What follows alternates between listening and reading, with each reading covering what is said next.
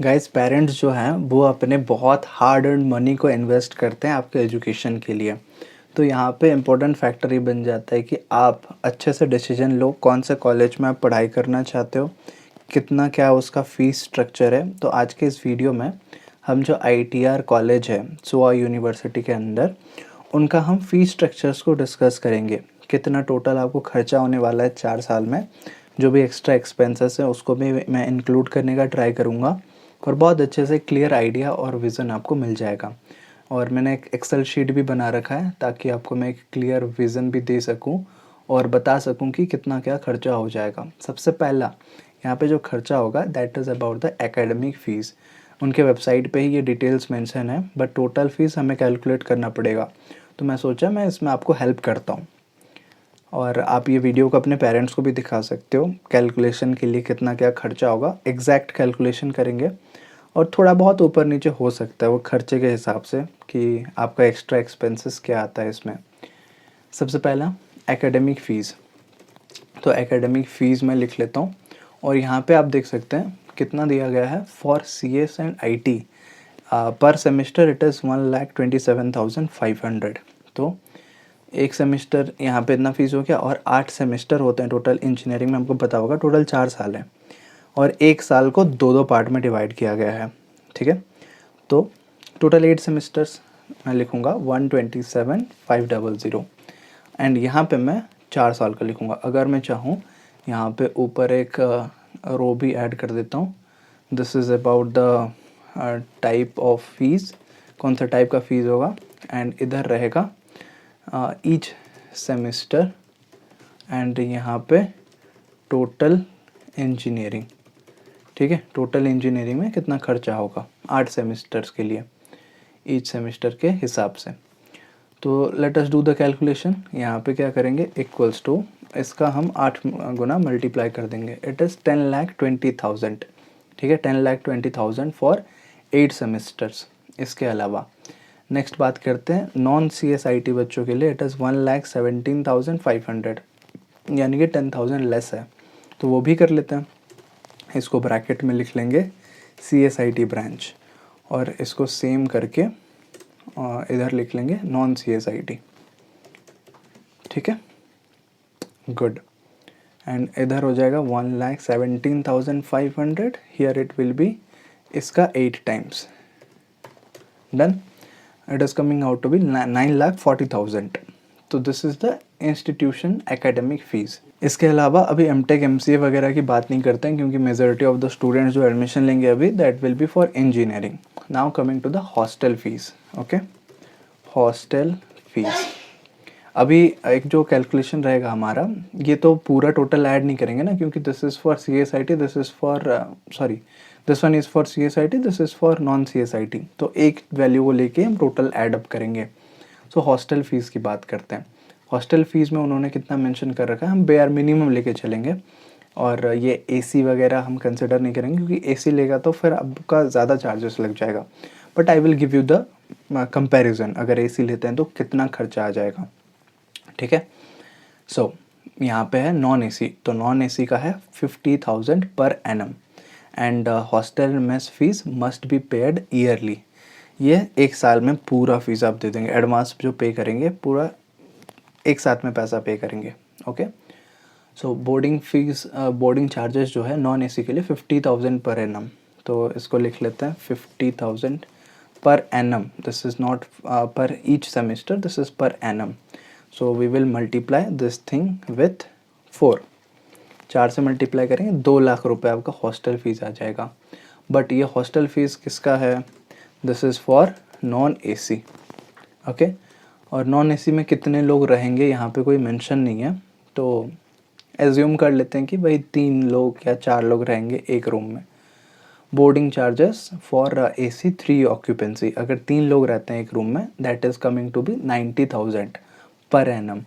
सो same चीज़ को मैं करूँगा, this will be for AC and यहाँ पे कितने लोग रहेंगे, 3 लोग अगर रहते हैं तो this is coming out to be 90,000।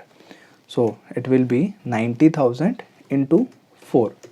ठीक है, सेम चीज़ विथ 2 ऑक्यूपेंसी, एक रूम में आप 2 जन अगर रहेंगे, फीस कितना है 1,20,000, 1,20,000, and this will be 1,20,000 times 4.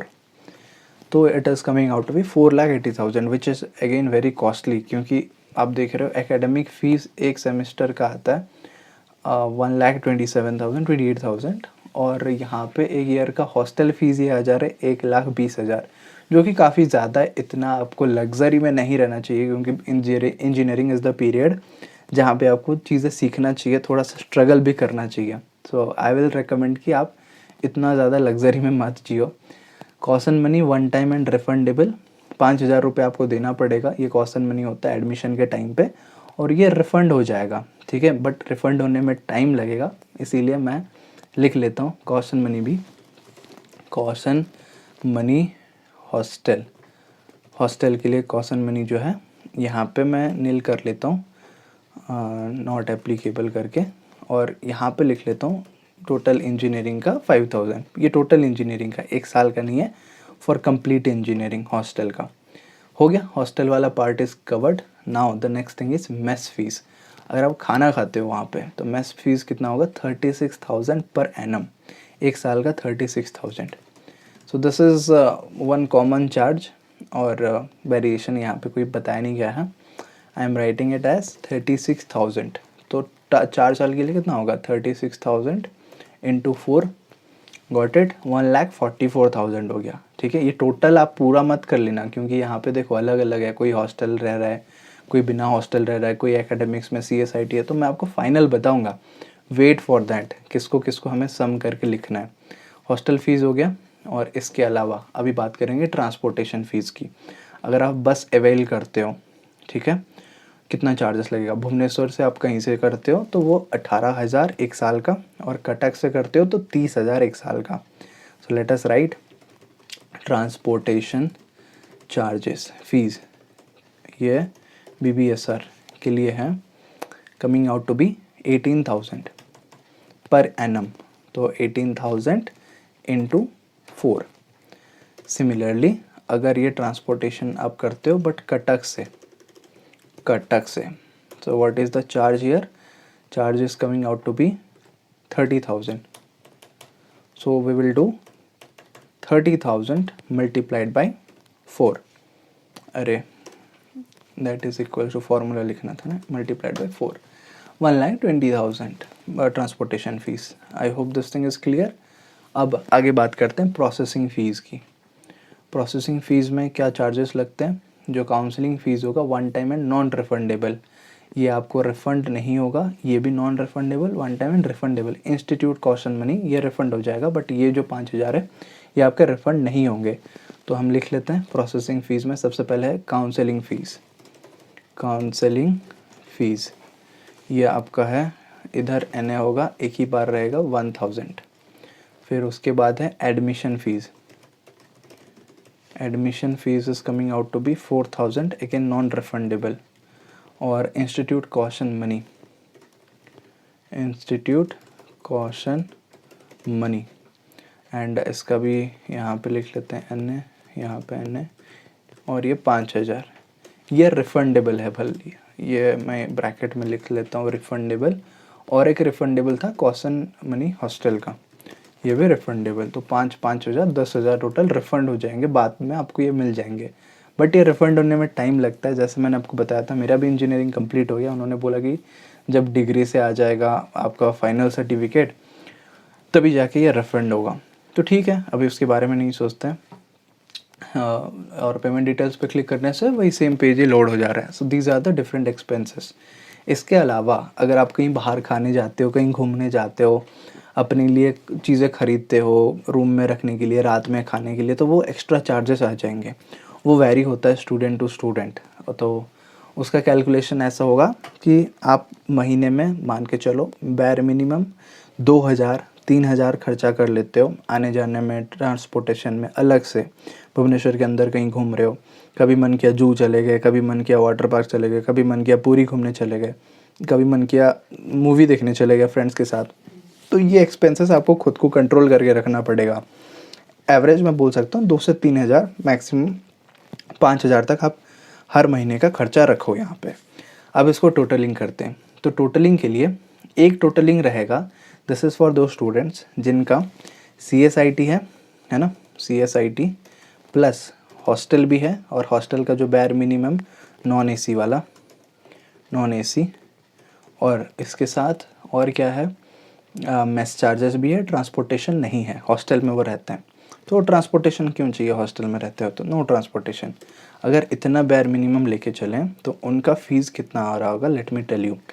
उनका फ़ीस हम क्या ऐड करेंगे, तो that is equals to, we will sum this academic fees जो CSIT वाले देंगे, प्लस करके नॉन AC वाला हॉस्टल 2 लाख प्लस, उसके बाद कॉशन मनी आपको तो देना ही पड़ेगा, उसके बाद आप मेस चार्जेस भी देंगे, ट्रांसपोर्टेशन आप नहीं देंगे, काउंसलिंग फ़ीस और admission fees, then institute caution fees, इतना पैसा आपका ऐड हो रहा होगा। It is coming out to be 13,79,000। तो लगभग 14 लाख रुपए आपके लगेंगे कंप्लीट इंजीनियरिंग के लिए, अगर आप बैर मिनिमम लेते हो CSIT विथ हॉस्टल। अगर यहाँ से हॉस्टल को निकाल दें, ठीक है, अगर हॉस्टल निकाल देंगे कितना हो जाएगा, दिस वैल्यू माइनस करना है हॉस्टल का वैल्यू 2 लाख, सो 11,79,000, 12 लाख रुपए लगेंगे विदाउट हॉस्टल। और हॉस्टल में नहीं रहोगे तो आपका मेस का भी चार्जेस नहीं होगा, तो मेस का भी अपन माइनस कर लेंगे 1,44,000, तो it is coming out to be 10,35,000। तो 11 लाख रुपए, 10 लाख 11 लाख रुपए आपका खर्चा हो जाएगा अगर आप विदाउट हॉस्टल विदाउट मेस रहते हो। तो ये दोनों डिफरेंस समझ आ गया किस चीज़ का ये वैल्यू है। अब ये हॉस्टल वाला मैं डिलीट कर देता हूँ क्योंकि यहाँ पे विथ हॉस्टल लिखा है। अगर आप AC वाला लेते हो और AC के साथ साथ आप 2 सीटर 3 सीटर लेते हो, तो मैं सेम चीज़ को यहाँ पे कॉपी करता हूँ और AC3 लिखता हूँ, ठीक है। तो AC3 में क्या चार्जेस ऐड हो रहेगा, एकेडमिक फ़ीस, फिर आपका हॉस्टल का ये वाला 3 सीटर, देन आप कॉशन मनी भी दोगे, मैच चार्जेस भी दोगे, ट्रांसपोर्टेशन आपको नहीं चाहिए तो ये चलेगा यहाँ पे और यहाँ पे, इतना वैल्यू सेट हो जाएगा। तो 15,39,000, 16 लाख रुपए लगभग खर्चा हो जाएगा, ओके। एंड AC अगर 2 सीटर लेते हो तो उसमें कितना खर्चा होगा इस, तो AC 2 सीटर करेंगे और एडमिशन फ़ीस दोगे, एंड उसके अलावा आप AC का 2 सीटर, देन इसका चार्जेस, मेस का भी चार्जेस, ट्रांसपोर्टेशन आप नहीं दोगे, ये तीनों कर देता हूँ। अरे कुछ गलती हो गया, सो C11 हो गया, देन ये वैल्यू और ये वैल्यू 16,59,000 इज़ द चार्जेस।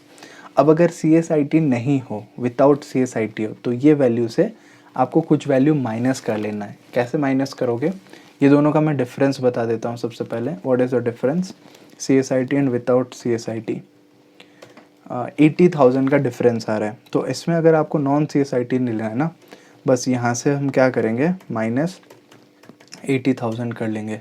तो अकॉर्डिंगली आपको ये सजेशंस भी मिल जाएगा, इसको ट्रैक कर दो। So these are the things without CSIT, ठीक है।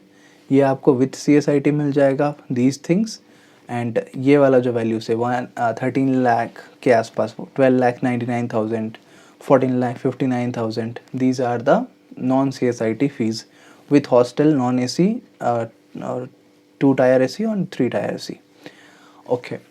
नाउ विदाउट हॉस्टल ये वैल्यूज़ तो हो गया, अभी आपने आई होप नोट कर लिया होगा। और यहाँ पे अभी मैं बात करता हूँ विदाउट हॉस्टल, ठीक है, ओनली CSIT। विदाउट हॉस्टल में आपको थोड़ा सा कम लगेगा अगर आप बाहर रहते हो कहीं घर लेके, सो कितना लगेगा उसकी बात करते हैं। CSIT का ये वैल्यू को लेंगे और नो हॉस्टल, राइट, तो नो हॉस्टल मीन्स आपको कोई हॉस्टल का फ़ीस नहीं देना है, कॉशन मनी नहीं देना है, मेस का चार्जेस नहीं देना है, बस ये देना है, ये चार्जेस देना। आप घर पे रहोगे ना तो फिर वो सब चीज़ों का ज़रूरत नहीं है। हाँ, ट्रांसपोर्टेशन अगर आप बस लेते हो नहीं लेते हो वो आपके ऊपर डिपेंड है, बट मोस्टली बस ले लेते हैं, सुविधा होता है, तो बस का भी मैं चार्जेस ऐड कर लेता हूँ यहाँ पे। सो प्लस भुवनेश्वर में रहते हो 72,000 ईयरली, या फिर गाड़ी वगैरह आप बुक करके जाते हो अपना, तो फिर वो आपके अपने खर्चे में आ जाएगा, उससे कम में ही आ जाएगा शायद, पता नहीं, मेंटेनेंस वगैरह करोगे ज़्यादा में आ जाएगा। 11 लाख रुपए, 11 लाख 2 हज़ार रुपये, तो 11 लाख रुपए एवरेज मान सकते हो। एंड सबसे सस्ता आ रहा था हमारा without hostel, right. So minimum तो आपको यार 11 लाख रुपए खर्चा हो ही जाएगा। 10 लाख तो इंस्टीट्यूट फीस ही है वैसा, बट विदाउट अगर CSIT ले तो थोड़ा सा कम पड़ेगा, EC EEE वगैरह। और ये फ़ीस आपकी 4 साल के लिए रहता है, जिस बैच में आप एडमिशन लेते हो। नया बैच भले आए उनका फ़ीस बढ़ जाए, बट जिस प्राइस के साथ आप एडमिशन लेते हो वही प्राइस हर साल फॉर द नेक्स्ट 4 ईयर्स आपका कंसिडर हो रहा होगा। नॉन CSIT क्या करेंगे, इसी प्राइस से माइनस कर देंगे 80,000, सो 10,22,000, ठीक है। सो इसके अलावा अगर मैं ये बस को भी निकाल लेता हूँ, ठीक है, बस चार्जेस अपन निकाल लेते हैं, तो 10,30,000। ये क्यों आ रहा है, क्योंकि ये तो चार्जेस है एकेडमिक फ़ीस, बाकी ये चार्जेस आप दे रहे हो 10,000, तो 10,20,000 प्लस 10,000 तो 10,30,000 ये फ़ीस हो जाएगा। और इससे अगर आप माइनस कर देते हो 80,000 ये जो नॉन CSIT बच्चों के लिए, तो it is coming out to be 9,50,000। तो 10 लाख आप मिनिमम खर्चा होगा, ज़्यादा से ज़्यादा 16 लाख खर्चा होगा, ठीक है, 16-17 लाख खर्चा होगा। तो इसी रेंज में अगर आपको रहना है, AC रेयरली कोई स्टूडेंट लेगा, गर्मी होता है बट फिर भी लिमिटेड नंबर ऑफ़ स्टूडेंट्स हैं जो AC प्रेफर करेंगे। सो आई होप आपको ये पूरा कैलकुलेशन समझ आ गया। अपने पेरेंट्स को दिखा सकते हो कि इसका वैल्यू क्या है, मैं वीडियो बताते हुए बताया हूँ। और किसी दूसरा कॉलेज का भी ऐसा एनालिसिस चाहते हो वो मुझे आप बताना, ताकि एक्चुअल एक प्राइस कैलकुलेशन मैं आपको एक रियल टर्म में बता पाऊँ, ठीक है। अच्छा लगा तो वीडियो को लाइक करो, पहली बार चैनल पे आया तो प्लीज़ चैनल को सब्सक्राइब कर दो, और ऐसा वीडियो चाहिए कमेंट में बताओ क्या टॉपिक में आपको वीडियो चाहिए। मिल रहे होंगे अगले वीडियो में, तब तक all the very best and जय हिंद।